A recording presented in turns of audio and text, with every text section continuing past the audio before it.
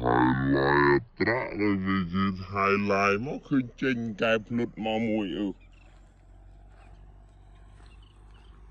អូដំបងកែបនេះដីទំធ្លាក់ភ្លៀងបាទបានកែបមួយ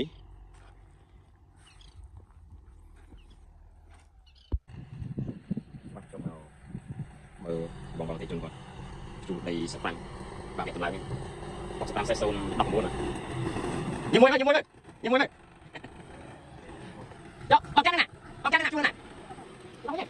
ទៅណាជួពងដាក់ហ្នឹងបាទស្អីចាស់បាទអា10ឆ្នាំជាងហើយបាទចូល11ឆ្នាំហើយបាទ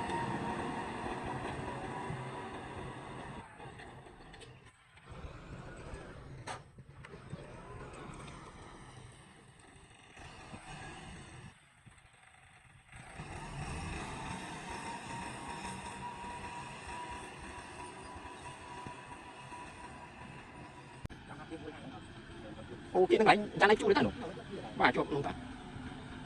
ហើយបាទហើយបាទចូលរូបពោអូដល់ហើយណៃឃើញទេដាក់ពោធំហ្នឹងទឹកហ្នឹងឯងមកឃើញផ្ទាល់ទំហំអូ6នាក់ឲ្យបាត់ជុំមែនបាទ6នាក់ឲ្យបាត់ជុំតាមពោហ្នឹងអូធំមែនតើ